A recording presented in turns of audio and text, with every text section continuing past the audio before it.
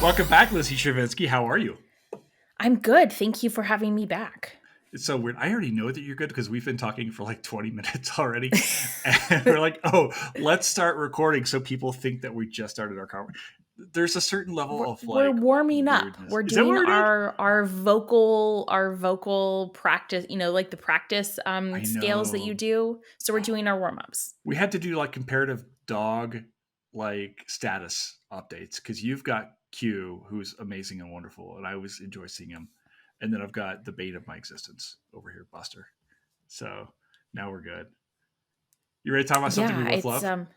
yes, absolutely. Well, it's Uh, dog updates are essential to begin yeah, with, but maybe not everyone wants to hear them first. So, I don't care if you don't like dogs. You cannot be on this podcast. You can scram. In fact, you know we should I agree. we we need to do Lady and the Tramp on this That's pod. so fun. It's a That's class fun. movie, right? Yes, very much so. Class like Disney in its like 1960s. Like I would totally. We should do Lady and the Tramp. Golden Age Disney. Yeah, I definitely. know. You know what we're doing for on the Sunday night thing on Frere uh, in 2024 for Earth Day. We're going to do an environmental history film. We're going to do Fox and the Hound. I love that. Okay, so not to keep talking about dogs, but my Yes. parents have a mutt that literally looks like a red fox. Like, I'm not even kidding you. It looks exactly like a red fox. And so I have taken my hound to see my parents' dog and have a picture of them together. And it's a real life fox and the hound. I'm going to have to send it to you once You we're have done to send me recording this because picture. it's Please do that. amazing. Okay. Also, where are the dogs? You know what you're saying this? Where are the dogs in the American President? That is a real you gotta just yes, we're talking about the We're, American president. let's That is go. the Yes. subject of today's episode. For those That of you is who the read the one title, yes. that is the one part of this movie that fails spectacularly when it comes to capturing the White House. You have to have dogs. Are you well versed in like presidential pets? Is that a thing that's come up? I am. It was one of my portfolios when I was at the White House Historical Association, because that's part of the history of the White House, and so I am actually fairly well versed on All right, presidential can we? pets. All right, okay. For those of you jump in, let's just jump into this movie. Why are there no presidents?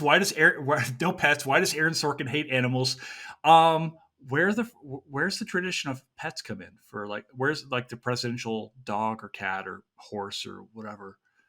How does that Yeah. start? So it kind of starts naturally because if you think about the realities of 18th century life, they would have always Mhm. had horses around and they usually had cats for very practical reasons in terms of keeping down rodents. If Sure. anyone has been to Monticello on the upper floors, there are holes in some of the doors and they're for cats to go in and out of to make sure the rodent population stays low. So there would have always been cats. And then, of course, Washington was a huge fan of dogs, hounds in particular. And so he didn't usually keep his hounds in Philadelphia because they tended to be back at Mount Vernon. But pets, well, animals would have been Mhm. around. And then the concept of thinking about them as pets started to shift. But, like Jefferson had his pet mockingbird at the White House that he had trained to sing songs. And people said that it would like perch on his shoulder and take treats from his lips, which Mhm. I do that with my dog. I'm not sure if I would do that with a mockingbird, but to each their Right. own. That's fine. And I think you just kind of develop from there. Typically, we start to see the rise of pets, especially when there are children in the White House. So some of the best pet stories are when, well, really some of the best stories, period, are when Theodore Roosevelt is around. But Yeah. it extends to pets because his children had a distinct knack for getting in trouble. And so they would like sneak pets into the residence that had no business being in the residence, like ponies and goats. And I mean, just like things, they had a one-legged macaw. They had every type of dog imaginable. I mean, like you name it, they had it. So there is a lot to discuss in the presidential pet realm, but it had just occurred to me that for all that I love about Sorkin, that is a major black mark against him. Yeah. Right. And this is. I'm just now thinking about like TR with like some really high waisted pants and his like hands on his sides complaining about the animals in the house or something like that. This is also, by the way, not how I had expected this podcast to start. I took notes for you, Lindsay. I was like, Lindsay's coming on. She's written books about things. She's my friend. I don't want to embarrass myself. Last time we did a podcast, we ranked the hottest presidents, and I'm like, okay, we're raising the bar this time by talking about the hottest cabinets. But first we got to talk about, the smoke shows in the 19th century. And then this episode will talk about pets. So I can always be relied upon for a presidential curveball. Thank you. Like traditionally we really start going straight and then very right off course. But this time we're just like, fuck it. Let's just go. Okay. Let's talk about the American president. For those of you who, again, read the title of this and listened to the tweets and everything else, we're doing the American president. This is you had told me since like before. Oh, I remember. Like a year before we started the podcast, I came to you. I was like, "Hey, do you want to do the American president?" And you were like, "Yes." And then I made you wait like 2 years. So welcome. Yes. Well, what happened was I think we actually did this movie with the traditional HGAM, and I participated in that. Mm-hmm. And then you had told me about the podcast, and I was like, obviously I want to do this movie, but then we decided to do an episode with the fabulous Megan Kate Nelson. And so I had suggested Lincoln so we could have an overlap of some of our scholarly interests. So thank you for letting me circle back and do this movie. No, absolutely. And next time we have Megan back on, we're just going to choose something that she is wildly unqualified for just to throw stuff at her. Like, Megan, Battlestar Galactica, what do you think? Or whatever. Megan's so cool. She probably knows most pop culture things anyway. So she's very excellently connected in terms of pop culture, but also I think the things out of left field might be the most generative in terms of interesting conversations. So we should definitely do that. Can I tell you, with people ask me about her, I'm like, you know what? She's the person in high school who wore the black leather jacket that was way too cool for you, but would have been friends with you if you just asked her to be. So that's Megan. And she still wears a kick. I don't know if I'm allowed to swear. So we'll say a kick butt leather jacket. Dude, yes, you can absolutely swear a kick ass. I mean, you swear as much as you want. Like I was on a podcast. She still wears a kick ass leather jacket. I was a guest on a pod the other day, and I just started dropping F-bombs left and right because I pretended it was my pod, and I was like, oh, this is civilized society. So yeah, no. I try hard not to do that unless I'm given permission, because naturally I actually have quite a sailor's mouth if left to my own devices. But try not to in professional scenarios unless I'm with people who either know me well or have given me permission. Yeah, because it might take somebody apart. Because there is a part as a scholar where you're trying to present yourself in a way, unless whatever. So I get it, right? In this regard, full broadside, just let go, with the 16-inch, guns, whatever. So, all right, American President, you love this movie. Why? Why do you love this movie so much? I love this movie because there are elements of it that do feel quite accessible, that do feel quite real, that feel quite relevant. And then so that's like sort of Planet A. And then Planet B is a reminder of like what we could have if we were capable of handling nice things, and how we could have a president who is incredibly eloquent, and we could have politicians who speak for higher principles and are, well-read and literate and care about amazing things. And I think part of it is, as I was saying to you before we actually pressed record, that I am absolutely of the West Wing generation. And so I love the idea of having this incredible discourse and that people care about making a difference and want to do the right thing and are persuaded by that and can change their minds and can be better people. And I guess, politics is a daily reminder that television is not reality, but I still like to believe that it's possible. Yeah, it's a very hopeful film, and I keep thinking about how rooted in like 1995. This is a Clinton presidency film. I'm thinking as we're talking now about when Clinton wins the presidency, they're playing like "Don't Stop," thinking about tomorrow in the celebration, the speech. I think, yeah, exactly. It was like it felt like a different time and era. One of the things I want to get in with you a little bit later on is maybe what happens if this film is created in 2023 instead of 1995. so Oh many yeah. years later. Like how is this film a reflection of the ideals of the era and things like that? But before we jump into this, you have a very particularly keen understanding of presidencies. You've written about them quite a bit. You've been on the pod before, but if someone's coming to this pod for the very first time, can you talk a little bit about maybe your books that you've written about and kind of what you're working on, and like maybe how this film is really right in your wheelhouse? Yes, it is. It is squarely in my wheelhouse.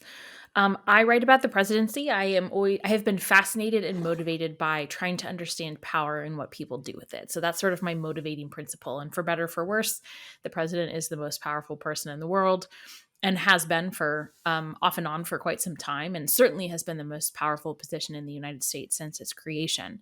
So my first book is The Cabinet: George Washington and the Creation of an American Institution. It was the first book to look at the creation of the cabinet and what Washington did with it in his administration. There, of course, had been tons of books on people in Washington's administration and lots of books on 20th century cabinets. But I think because every president has had a cabinet, and because the people that ended up being in the institution were in place from the beginning, everyone just assumed that it had kind of been there from the beginning, and or that someone else had already written about it because it happened so long ago. So that was my first book, and I became really convinced that cabinets are really one of the best ways to understand presidencies, because they reveal a president's strengths and weaknesses, the high points of their presidency, the low points, goals, ambitions, all of that. They're a really interesting lens to look at an administration. I then co-edited a book with Matthew Costello called Mourning the Presidents, Loss and Legacy in American Culture. And that looks at the funerals and deaths and sort of rituals and customs in American culture from George Washington to George H.W. Bush. But then critically also what those practices and what people's response to the president's deaths say about culture and American society at that time, and how their legacies have shifted since they died. So it's really much more of a cultural story than one just about like funeral practices. And then my second individually authored book will be coming out next summer, August 2024. And that's called Making the Presidency: John Adams and the Precedents That Forged the Republic. I will not be going in order. There will not be a Jefferson book afterwards. But this book really looks at, if Washington created so much of the presidency, what happens when someone who is not Washington, because he was so unique and so unparalleled in his stature, and that's not, like, I generally shy away from those types of statements, but in this case, he was so unique. What happens when someone else is in office? How does the office survive? How does the institution work for, quote, mere mortals? And how are the norms and customs and precedents, most importantly of which being the peaceful transfer of power, actually crafted? And that's what this story is all about. Yeah, so I'm watching this film and I'm enjoying. We rewatched it the other night. I was messaging you as I was doing so, and one of the interesting things I've really started to key in on are these things that we take for granted. Okay, the American president. One of the questions I have is, well, why don't we have more movies about American presidencies and things like that? But then I was like, wait a second, why do we have an American president to begin with? And so much of the discourse in the United States political arena is around these founding generations, these founding fathers, capital F, things like that, the revolution itself. But I want to talk about the presidency before we jump into this movie and talk about the role itself. Getting back to the American Revolution, like just how revolutionary was the idea of a president? Like the creation of this role. What is this? Can you tell us a little bit about that? Yeah, so it's very much both a product of what people were rebelling against and what had failed, and an attempt to create something new. So, of course, the revolution technically begins in 1775 with the Battle of Lexington and Concord. The United States officially declare independence in 1776, and the Treaty of Paris that ends the war is signed in 1783. In that time, the Articles of Confederation are crafted, in which there is a Congress that has all of the powers that are assigned to the federal government, but still relatively weak powers compared to what Congress has today. And there's a president of Congress, but it's really a figurehead. And actually, most of the what we would think of as like executive governing responsibilities are conducted by committees. Anyone who has served on a committee knows that that can go lots of different I directions just got depending on volunteered for one. Yeah, depending on, the personnel involved and the personalities and their conflicting goals and ambitions.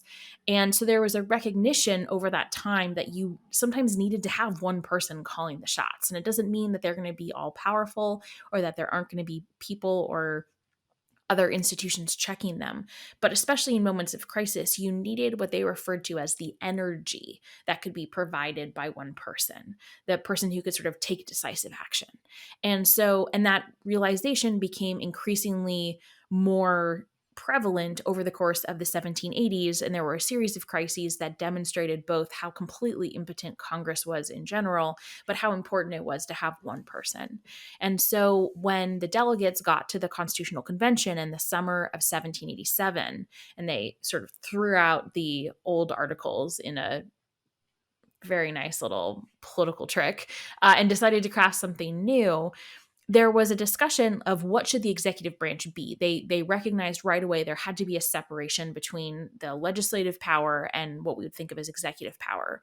And there was a conversation about, like, should it be a 3-person executive? Should it be one person that has to rely on a panel? What should they do? And they basically concluded that if you separate the powers, you're going to rein in the ability of that person to get anything done, to do anything on behalf of the nation. And so there really does have to be one person.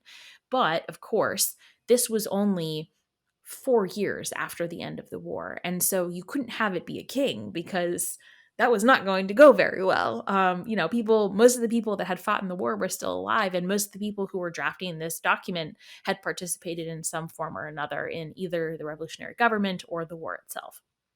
So they were trying to find this balance of something that would be empowered and energetic and be able to govern with decisive action, but would still have restraints in place.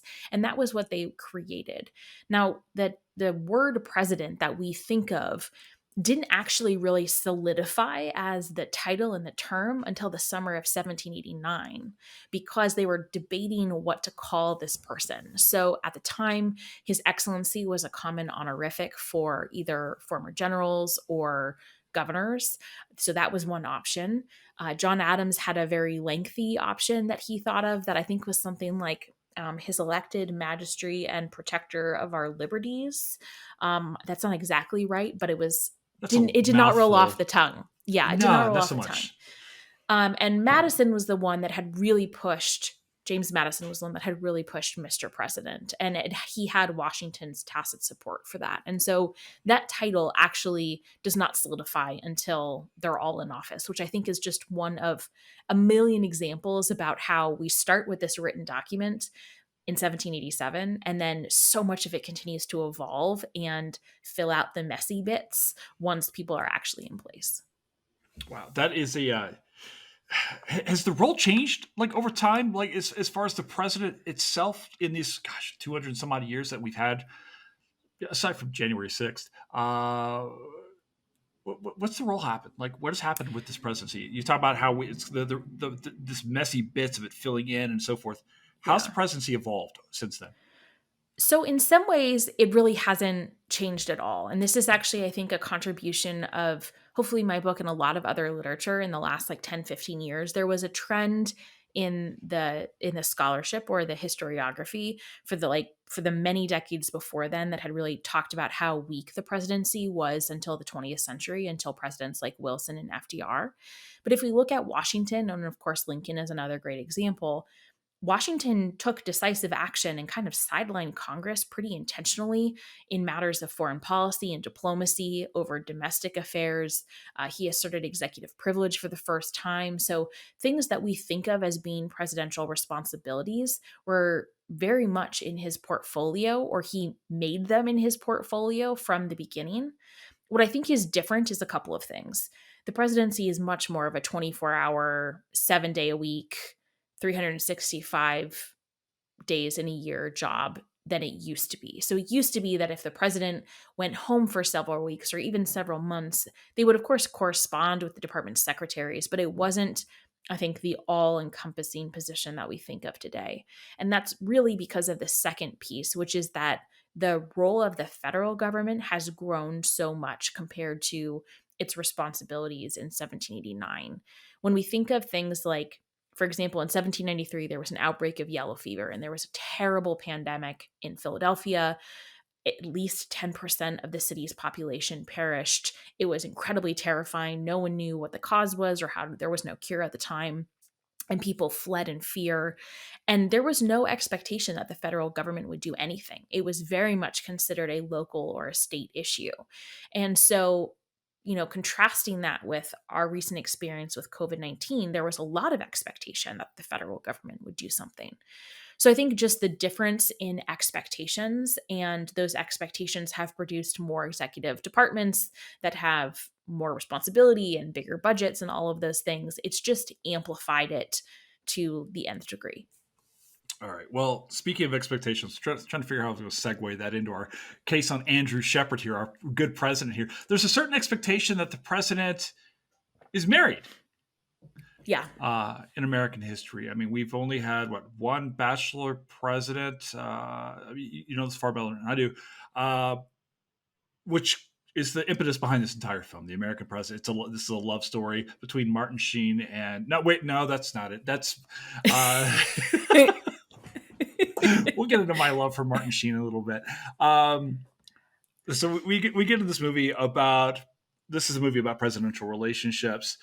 Can you talk a little bit about maybe the expectations behind that? Obviously, we've got so many notable presidents, but we've also, up until now, notable first ladies as well. And this is a movie with lacking a first lady, kind of in quest of a first lady, I think, in some ways. Can you talk about maybe the expectations about presidential relationships, which kind of sets the stage for this film? Yeah. Well, I think, especially in like the 18th and 19th century, there were, in addition to sort of the emotional reasons to have a spouse, there were tangible economic reasons to have a spouse. It made sense to have a partner if you were trying to manage a business or a plantation, because it was quite literally a division of labor. And so your spouse would be in charge of cooking or overseeing cooking and laundry and the house and food storage and things like that, and you might be out in the field monitoring enslaved or paid labor or at your place of business or whatever it was. And so there's a reason that marriage is sort of like a key or like a household organization is a key social structure in both, of course, the United States, but I think around the world. And so I think there's that sort of like, it's just what people do. And that there is that expectation. The second piece is that the first ladies have always played a very tangible role for the more what we would think of as social sides of the president, but I think that that's a little bit dismissive. It's almost like the more intangible elements of the presidency. We expect the president to be a head of state, which is, helping comfort people who are mourning. Today, we expect the president to have championship sports teams come to the White House or state dinners or things like that. And we often poo-poo those as shallow, but state dinners are actually very important diplomatic functions. There's a lot of wrangling over who gets to go first in a new administration. It's very much it's often a calling card for people in foreign nations to say that they have had this invitation. And so It's something that they're looking for and they want. And so the first lady usually plays a very important role in that process. And then I think there's the third element, which there's this great line in the movie The Departed that Alec Baldwin says to Matt Damon. It's a good thing that you're getting married. It shows you have, I'm going to butcher it, but it shows you have a few dollars in your pocket. Someone can stand you, and your, for lack of a better phrasing, your genitalia functions. And so I think we have a certain expectation about that with the president too. Like if you're married, it means at least someone can stand you enough to sign a marriage certificate. Mm-hmm. And that's I think like a social element that we want to see in our presidents. Andrew Shepard is a widower. In 1995, does this film change if he's divorced? Totally. Because the whole like construct of the movie is that he has this amazing character, mm-hmm. and the character was very much on display in his first election because he had just lost his wife. And so no one could criticize him. And so now they're finally free to criticize him because he has a girlfriend. And if he's divorced, then there's not that character argument, because whether or not, who knows who's at fault in a divorce, but it's at least something that can be levied against the person. And actually now I'm sort of racking my brain. I don't know that we've ever had a president that's been divorced. Well, the previous president, but no Was one I think is Reagan? holding him up. Oh, you're right. You're right. Reagan had been married before. And Nancy had as well. I believe they were both. Yeah, they had second. both been married before. And Mrs. Ford actually had been married. Betty Ford had been married. That I did not know.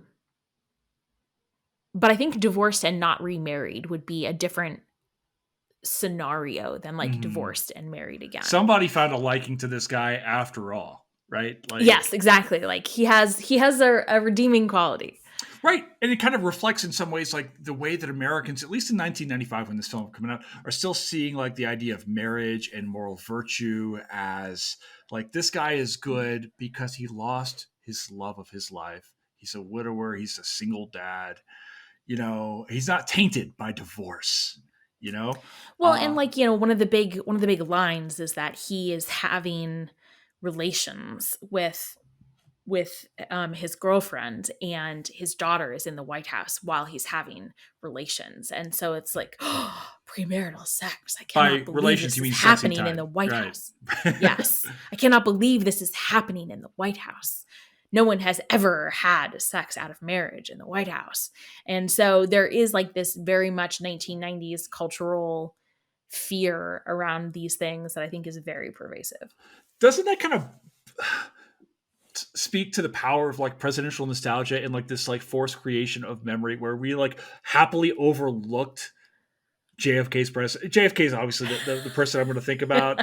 You were talking about coming off with the idea of the term Mr. President, and all I could think about was Marilyn Monroe saying "Happy Birthday, Mr. President." And that's clearly where it came from. Yeah, but he's not the only player in the White House, right? Oh gosh, no. So I mean, Warren G. Harding was so notorious that at one point his wife like came after him, and the Secret Service had to like lock him in a closet to protect him against her, because she had like uncovered evidence of affairs. There was one of his former mistresses was sort of like blackmailing him when he was running for president. So yeah, he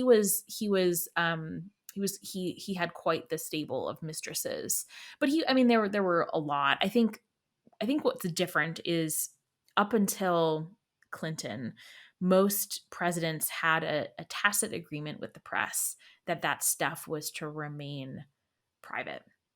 And we know that the press knew all about JFK's antics. There was no mystery there, but they didn't report on it. And that's actually one of the themes in this movie is like, what is private and what is public? And one of my very favorite lines that I only know him as Martin Sheen. I can't even remember what his character's name is, but I only know him as Jed Bartlett, but we'll talk about that later. It's so true.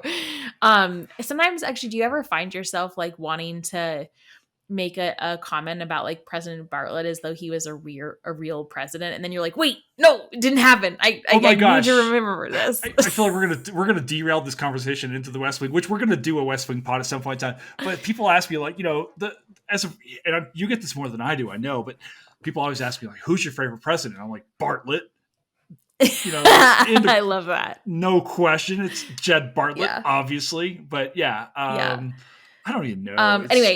Martin Sheen has this line, and he says, "With all due respect, sir, the American people have a funny way of deciding what is or is not their business." And that theme, I think, is one that has been a tension in the presidency from the very beginning, because the American people want to have full access and ownership of this person that they feel is theirs. And often presidents aren't totally comfortable with that. AJ McInerney. AJ, right. Okay, yes. He doesn't look like an AJ. No, he's either Martin or he's Jed. But that's you can see like where we go from AJ to a CJ in the West Wing. Like Sorkin likes these things. Well, again, we keep teasing this out. I don't want to derail this just yet. All right, let's talk about Cindy Ellen Wade, because I know that you love her. Talk to me about her portrayal, like this role of Cindy Ellen Wade. She's a lobbyist. new to environmental lobbies, and this is 1995. Can you talk a little bit about her character? What we like about her portrayal in this film, Annette Bening? Well, what I love about her is that she is perhaps the least realistic player in the Washington world. I don't think most lobbyists operate like this. And there's Fall in love certainly with the president?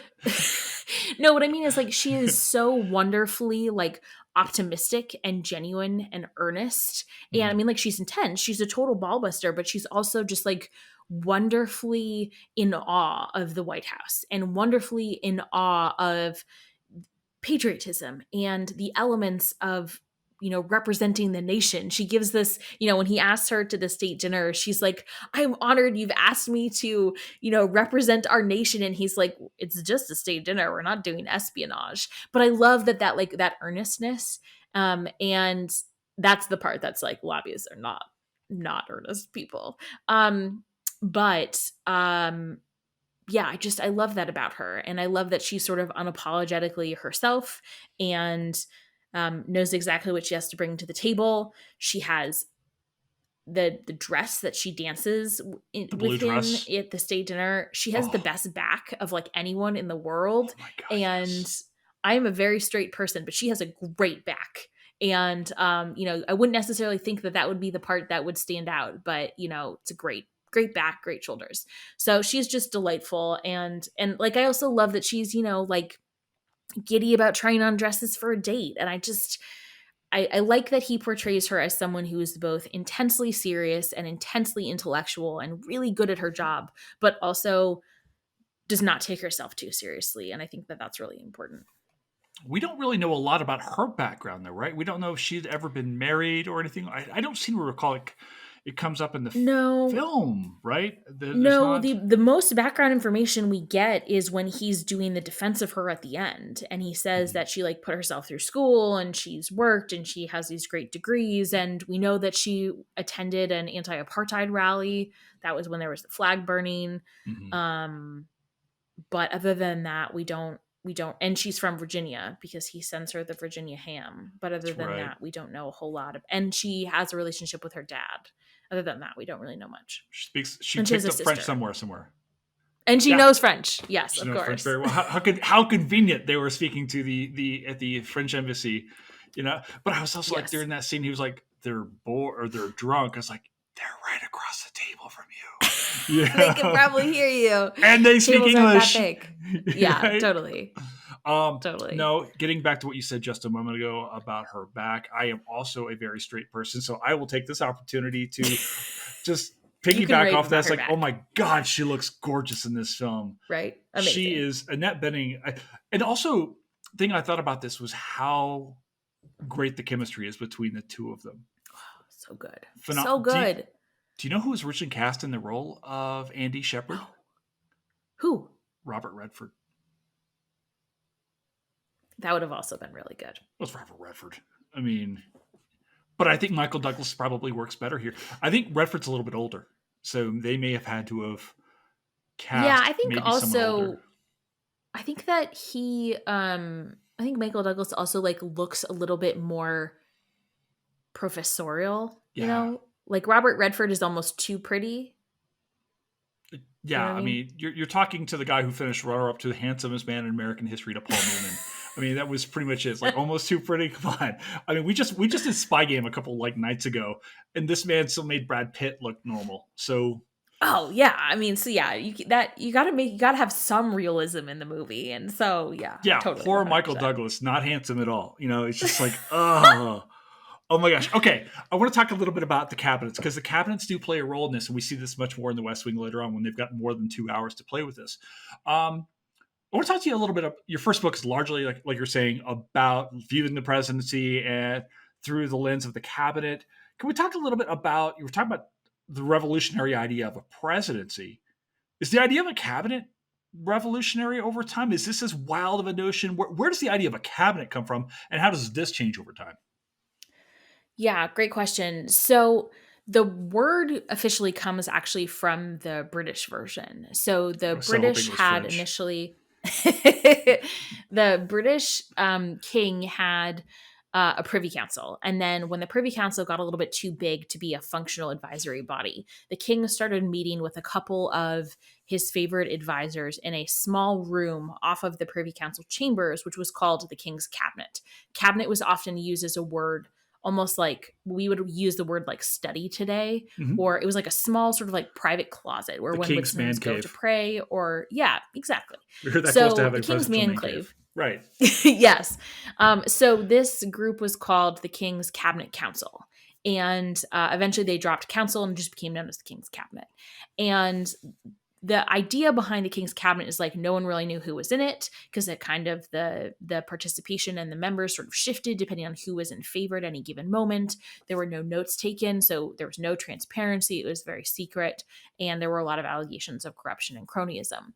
So when the presidency was created at the Constitutional Convention, they played around with several different concepts of advisory bodies. Sometimes they called them executive councils, sometimes they called them cabinets, advisory councils, you name it. And they rejected every single one because they felt like an institutionalized advisory body would either restrict the president too much or would lead to the sort of cronyism and corruption that they really feared, or the lack of transparency that they had seen in the British version. And they were really keen to make sure there was transparency of decision making at the highest levels.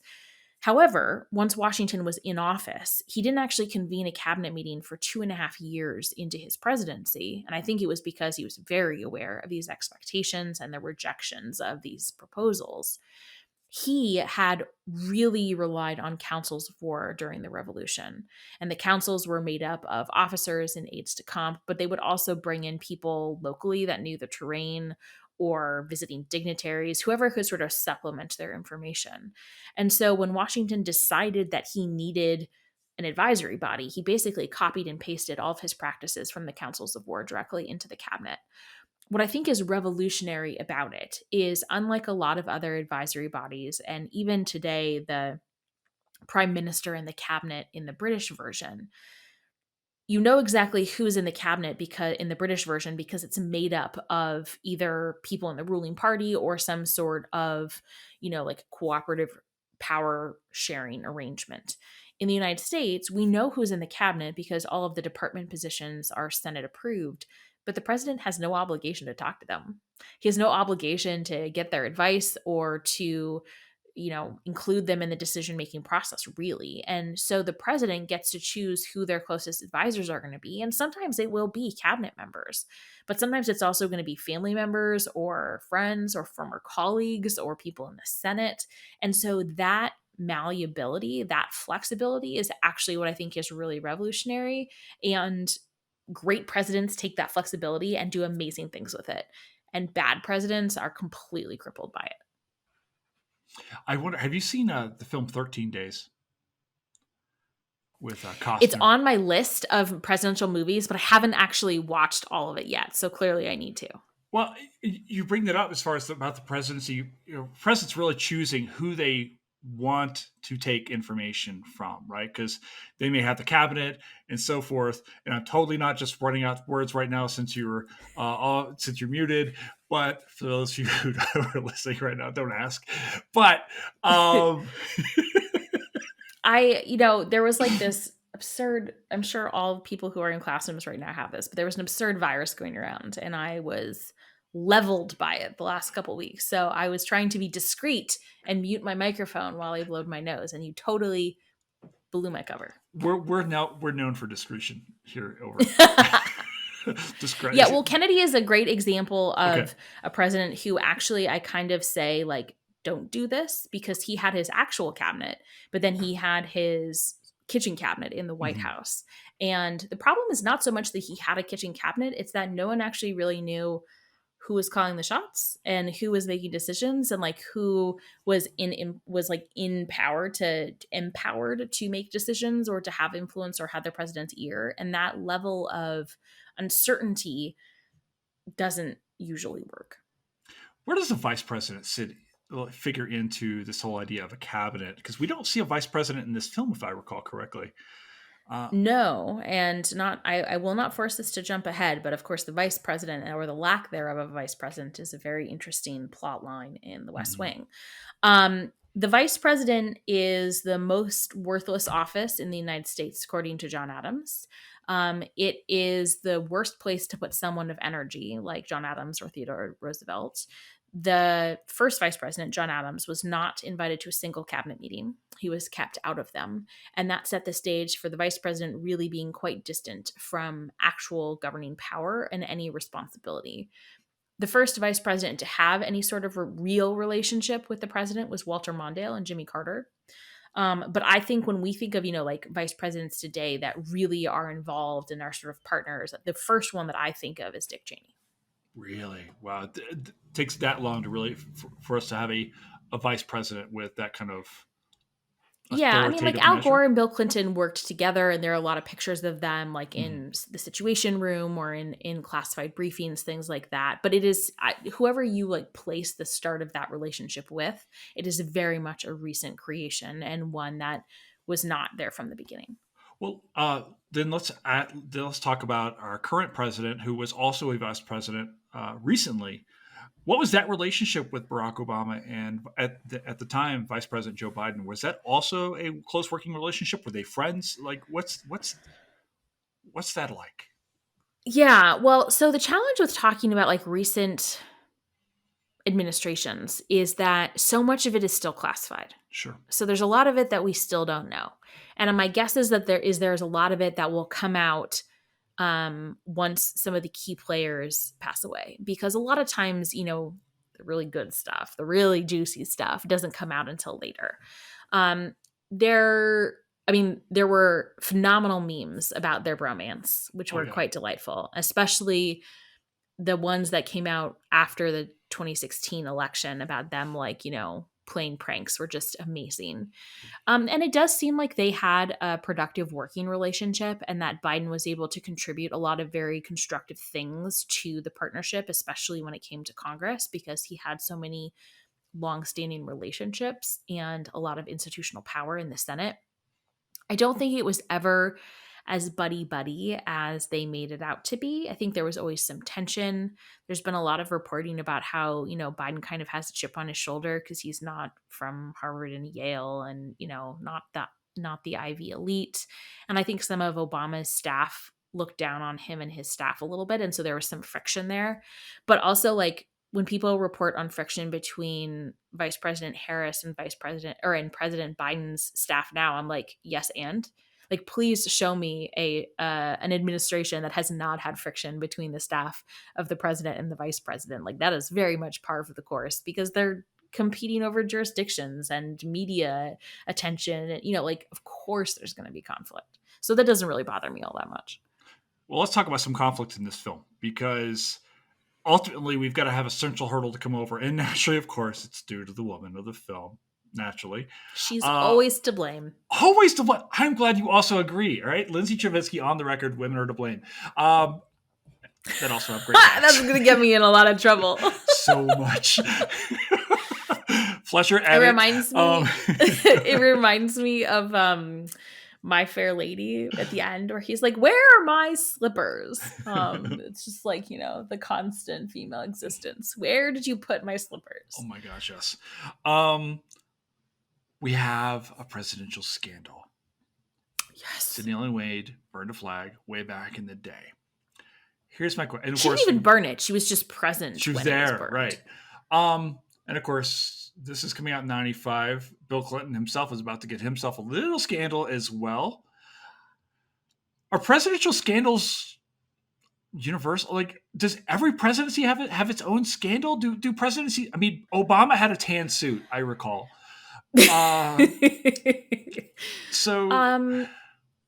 Well, all presidents have things that are, embarrassing. Sometimes they get really puffed up in the absence of anything more significant. So Obama's tan suit is a great example. President Jerry Ford, was so honest and I think by all accounts a really excellent man and had a really excellent marriage. His wife certainly made headlines because Betty Ford didn't particularly care for a lot of conventions. So it wasn't necessarily scandal, as she was just like, when she had breast cancer, at the time, you didn't say the word breast publicly. It was considered very inappropriate. And she was like, screw that. I have breast cancer. Here's the treatment that I'm having. You should absolutely speak to your doctor about it and go get checked. And so she probably saved like incredible lives by doing that. Amazing. Yeah. That's not really a scandal. At one point he apparently like tripped over like stairs or something. And so they referred to him, like they were constantly cracking jokes. The press was constantly cracking jokes about him being a klutz. And in reality, he was actually an amazing athlete, like swam every day, phenomenal athlete. So like that's really scraping the bottom of the barrel when you're like looking over someone being a klutz. So there are certainly some presidents who like don't really have scandals, but there are also some really good ones. And because it is, you know, a position of power, if you have power and women and, you know, booze and money, there's always a great opportunity for scandal in that regard. Do scandals tell us maybe even more about the president's relationship to the press, since it's the press who's reporting these things? You know, if you say that like every president's got skeletons in their closet, right? I mean, yeah, I think Teapot Dome sometimes kind of so comes like out. Oh, I'm sorry.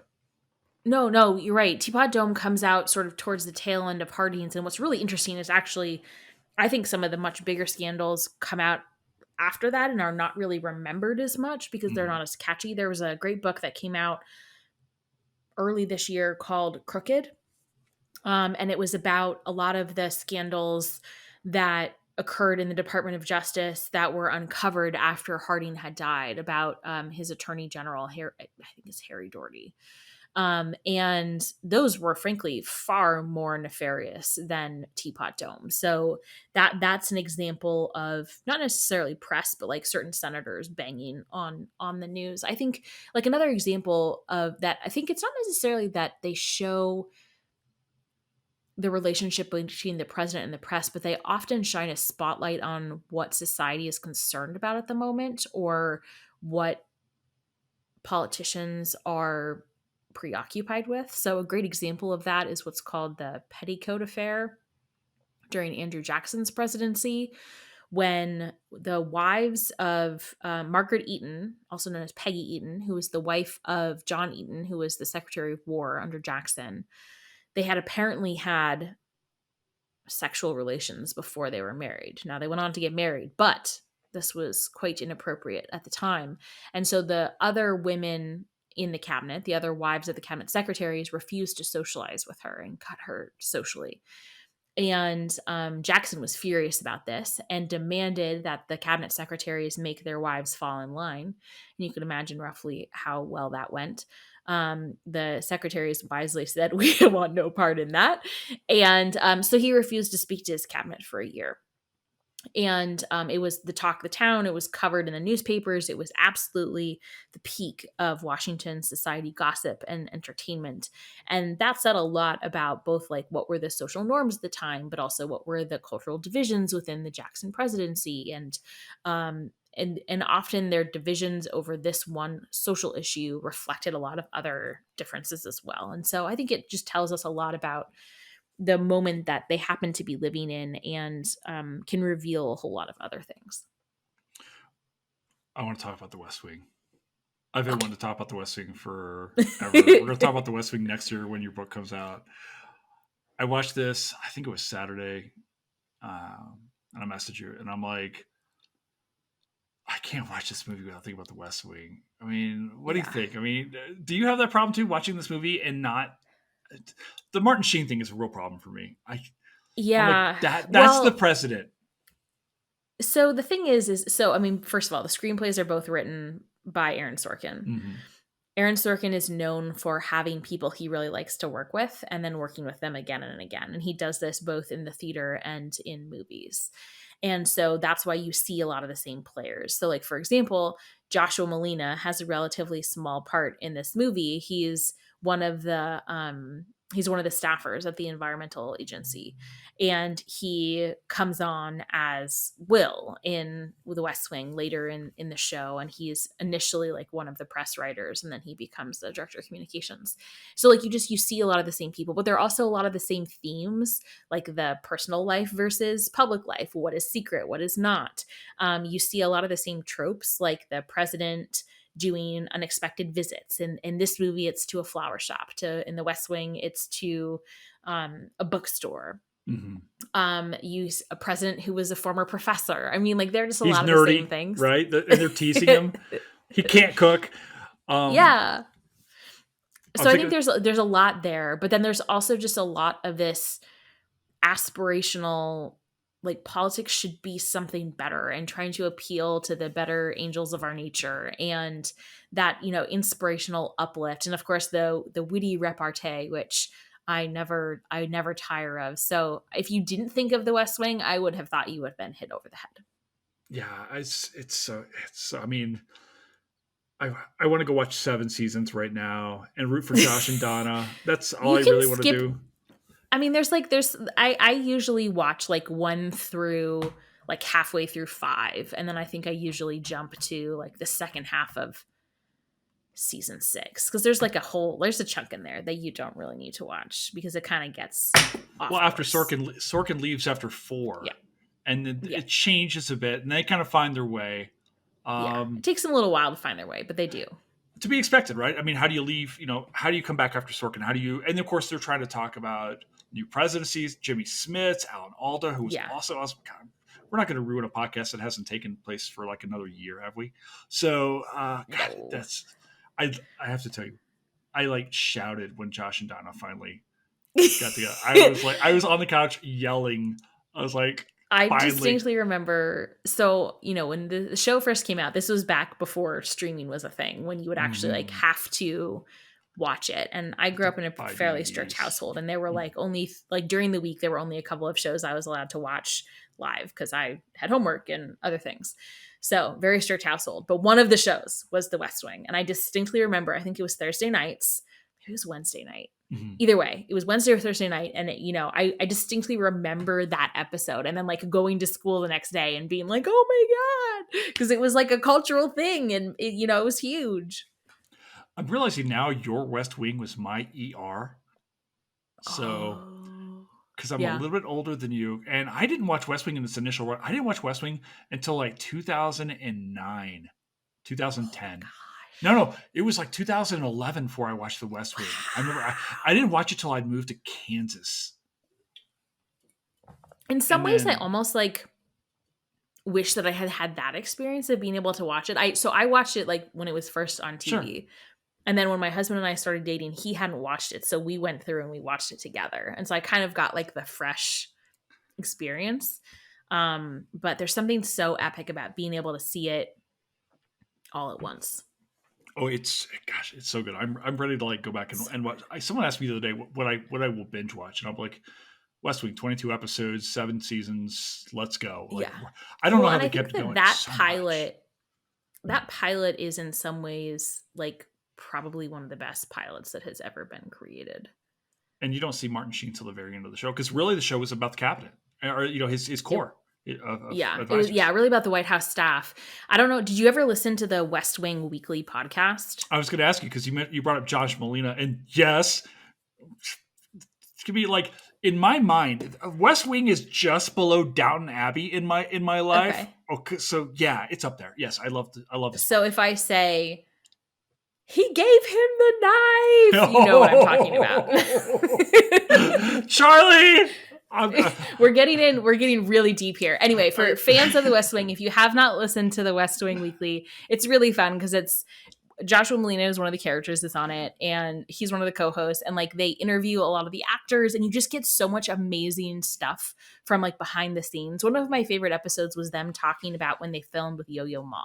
Mm-hmm. And how like just in awe of Yo-Yo Ma they all were. And that's one of, I think, the best episodes of the entire show anyway. And so, I mean, just like it was such a great podcast. It was so fun to get all of that information. You get to kind of live it again fresh in real time. I have to tell you 2 things. Okay, first of all, you brought up the knife. I was trying to not talk about the knife, but the knife gets me verklempt over here. I will 100% just tear up every single time. If not, you would be dead inside. It's such a good moment. Okay, awesome. Before I die, I want to live in Washington, D.C. in the wintertime because of one episode of The West Wing, Shibboleth. That's the episode. Oh, God. That's my It's a single good favorite one. episode. God, I love that episode. It's so good. It's a good Do you have one. Do you have a favorite character? We'll go back to American President. Do you have a favorite character in the West Wing? Well, so I am very torn. Okay. I'm torn between Toby and Josh because they speak to like different elements. I love Josh's humor. I often am known to be quoting like, bring me all the bagels in the I land. knew you were going to say it. Yep. So I love that about him. He's so funny. It's just I love Bradley Whitford. I think he's just hysterical. And I don't know if they craft. I think that they partly like. I think when Sorkin was writing this, I think he was including a lot of. You can see Michael a J. lot Fox's of character in totally. Josh, right? Yes, Like it's sort of like like he's like a morphing rough into draft. that. Well, it's like a mix of like that character and who like Bradley Whitford actually is, I think, and like a merging of that. But I like ideologically, I think that I am sometimes more not like politically ideologically, but like sort of like the down on humanity of Toby. So I really love Toby, but I hate how they ended his part of Thank the you. West Wing story. I felt Yeah. like it was totally inconsistent with his personality. If he had been unhappy about something, he would have not shut up about it. He would have been raging about it. He would have been like banging down the door to the Oval Office. He would not have been quiet. And so I feel like they really did a disservice to the incredible character that Richard Schiff had built in this person. Yeah, it's definitely that wouldn't have happened. I don't think had Sorkin stayed on. I don't think that would have been. And like you, I start with Josh. I detour towards CJ for a little while because I love the relationship of her and Danny. I'm a softie, and I just love it. And then but ultimately, it's Toby in his heart, like the episode with the veteran the burial, the cemetery. That one, oh god, that's everything Toby is, and yeah, it felt like they jumped the shark with the whole. Oh, we've got a spaceship, and really, no, it would have never gone down that way. It would have been much more like early on, he and Bartlett get into like a screaming match, and they have real conflict, and that's how it would have been. It would have been a screaming match. It wouldn't have been a subtle parts of the betrayal. relationship. Yeah, because Toby drives Bartlett nuts.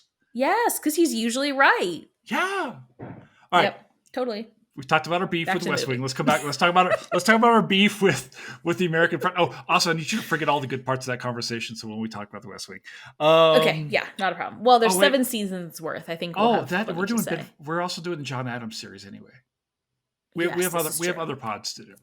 It's true. I'm booking you now. All right. What's your beef with this show? With what do you have beef with the American president? What don't you like?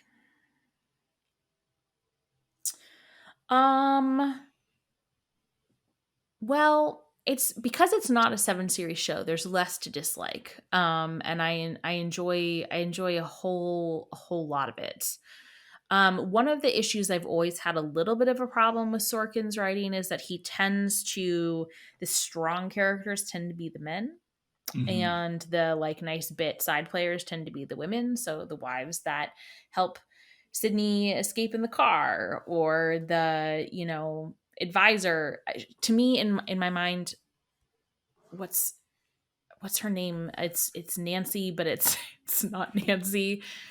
It's she's also in the West Wing. She's one of these players. What's her name? I will find her. Oh, okay. Robin McCall in the movie, Anna Devere Smith. Oh yes, okay, yeah. Gotcha. But in my mind, she's Nancy, because Nancy was the national security advisor in the West Wing. Yep, totally. So, but Robin Smith in the movie, she's like, she has a couple of lines here and there, but some of the like, there are usually like the main staff and the main advisors, and CJ of course kind of breaks this mold later on, but the main staff and the main advisors are men, and the secretaries are women. So, like, that's a little bit of a beef. Now, maybe that was more accurate in the 90s, to be fair. Women were still sort of relative rarities in upper senior staff in the West Wing. So that, I think, is an accurate assessment.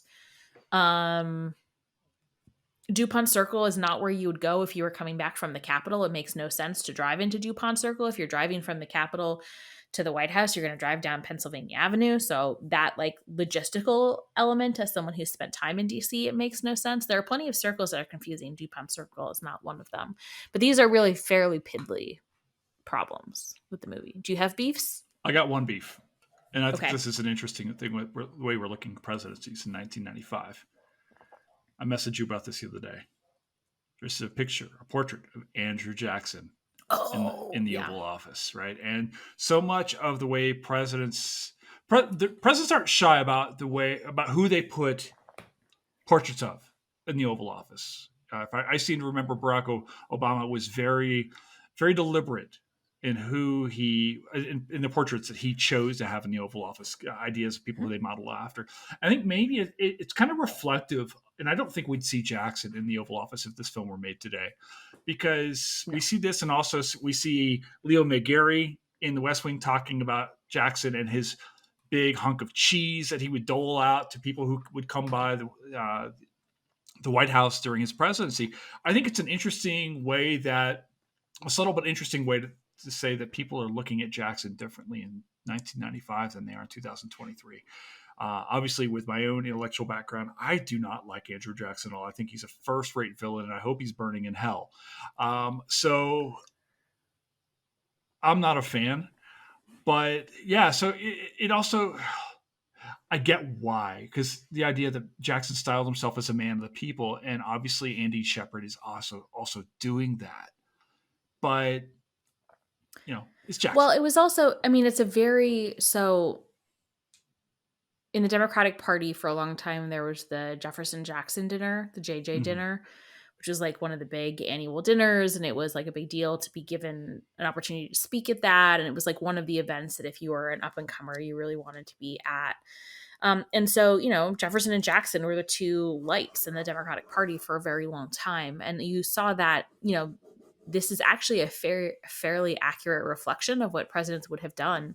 So Lyndon Johnson, Ronald Reagan, George H.W. Bush, Bill Clinton, and Donald Trump have all had Jackson's portrait in the White House for different reasons, I am sure, or portrait in the Oval Office. But, if we're sort of styling this on like the Clinton era, if Shepard is supposed to be like Bill Clinton without some of the character issues, then that is a very accurate Oval. That is a very accurate Oval Office. I'm fighting off my need to do my Bill Clinton impression, but go on.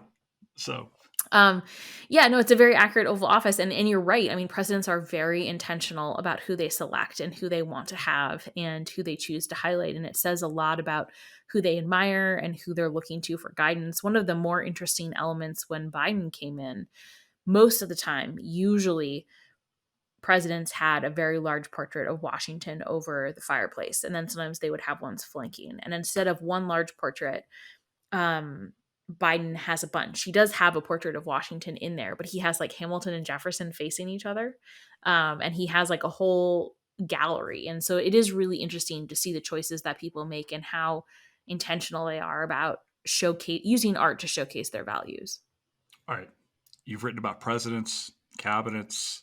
I'm not going to ask you who your favorite president is because that's boring. I want to know what president. I never accept the premise of that question anyway. Right. I always say who are the ones that I think are the most interesting and who are the ones that I think were the best, because what does favorite even mean? It doesn't, right? So let's talk about this. Who are the most interesting? Like, who do we need to see on screen? What American president do we need to see? Do we need to better know? And this can be your favorite smoke show. This can be any, like, who do you want? No, the ones that sometimes were often quite tasty were not necessarily interesting people. It doesn't necessarily correlate. Don't be dissing on Calvin Coolidge. The least interesting man in America. No, he would not be on my list. Well, I do think, and he actually made our list before. I do think that someone needs to probably make Destiny of the Republic into Garfield. A movie. Oh, yeah. That would be a great one. I think that a movie about John Quincy Adams would be super fascinating. You could do either like the latter part of his life, his time in Congress. You could do his time Secretary of State. I mean, there's so many different ways you could do it, but he's usually on my most interesting list because he was so smart, and he was so smart that he can get along with anyone, because he just couldn't really stand people. And I find him endlessly entertaining.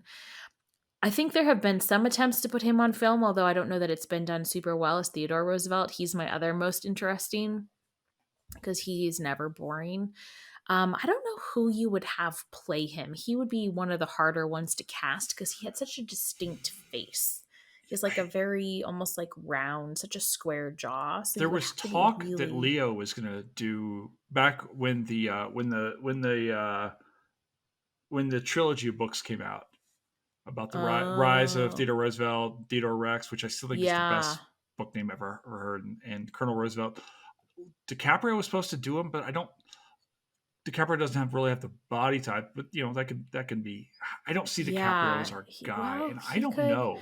Well, and that's also one where, because like if you were to do like the Presidency or even some of his older life adventures, you don't need to be young, which is really useful. I mean, right. DiCaprio, I think, could do it. He can pretty much act his way out of a bag. Yeah, that would be really interesting. I want to see somebody, Ryan Gosling. Gosling could pull off a younger version of him.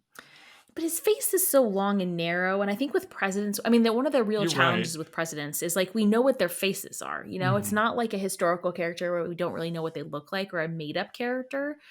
We know what presidents look like. And so that's why I think it's often so hard to cast them. Rest in peace, Robin Williams. He might be the closest we ever got, Yeah, he would have been he was so fun. Good. He actually had the dramatic chops to pull it off, though.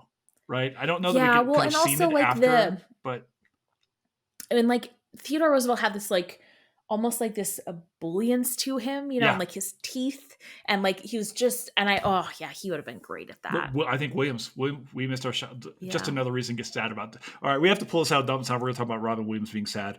Okay, I've got a question for you here. Okay, and this may be the big question of the night, because I've turned every episode now into a romantic comedy. Are Andy and Sydney still together? And if so, what's life like for them these days? Oh, that's interesting. Yes. And I think you probably would have seen a Clinton-esque, she would run for office after his time is done. I think Andy dies. I think that's terrible. I thought you were ending on a sad note. Well, now she can go get some. I don't know. Like, so with that back. Terrible. No. That's so depressing. Oh, no, his journey is over. Now he can go be with his first love. I don't know. No. I definitely see, they definitely stay together for the rest of their lives. She runs for office at some point in time. I absolutely see her as a senator, something else. Like she's leader of the UN, something like that. She's great. Yeah, that'd be good. I can see that. Totally. All right. Our big question. Is The American President a history movie? No, but it is a civics movie. Ooh. It is an excellent way to learn about how the American system works and American values and the Constitution and the government. But it's not actually a history movie because it's not about anything that actually happened. So you're telling me that Tommy Tuberville needs to watch this film so he can learn about the three branches? I think he would learn a lot. I think he would learn a lot. I guess so. All right.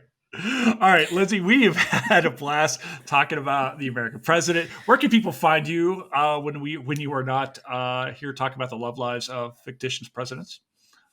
Yeah, I swear I don't usually actually spend that much time talking about this, but then I come on podcasts with you and I start talking about, rankings of their attrativeness and all of that. Wait till we do the John Adams episode.